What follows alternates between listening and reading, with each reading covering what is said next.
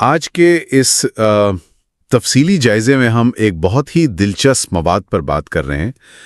ہمارے پاس قرآن مجید کے تیسرے پارے سے لیے گئے کچھ ایسے نوٹس اور نکات ہیں جو بظاہر تو جانے پہچانے لگتے ہیں، لیکن آج ہم ان کا ایک بالکل الگ زاویے سے تجزیہ کریں گے۔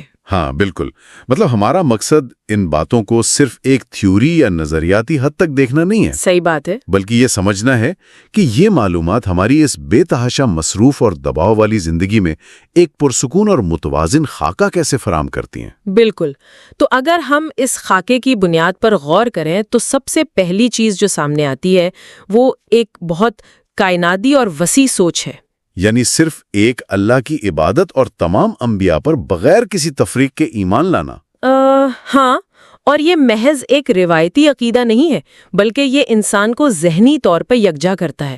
مطلب جب انسان کا مرکز ایک ہو تو ذہن بکھرتا نہیں۔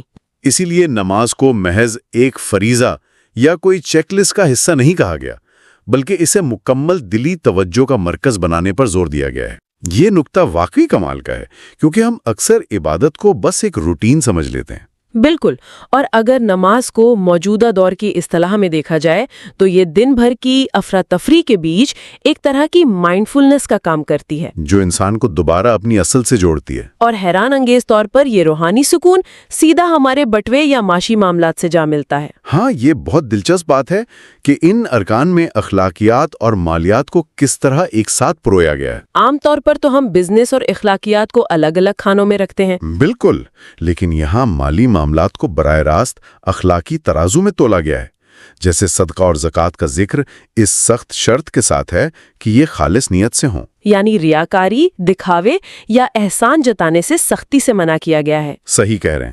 اس کا نفسیاتی پہلو یہ ہے کہ جب دولت دی جائے تو ساتھ اپنی انا اور غرور کو بھی ختم کیا جائے۔ یوں خرچ کرنا بوجھ نہیں رہتا، بلکہ انسان کو اندر سے آزاد کرتا ہے۔ اور اسی معاشی آزادی کی ایک اور بڑی شرط سود یعنی ربا سے مکمل گریز ہے۔ حلال کمانا محض ایک مذہبی پابندی نہیں ہے۔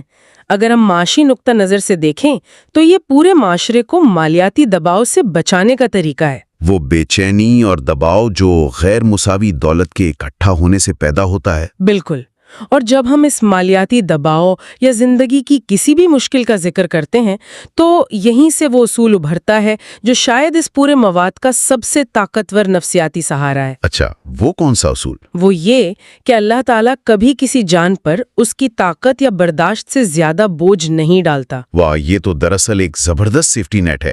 مطلب ہم اکثر پریشانیوں میں گھبرا جاتے ہیں کہ یہ مسئلہ تو حل ہی نہیں ہو سکتا۔ ہاں، لیکن تصور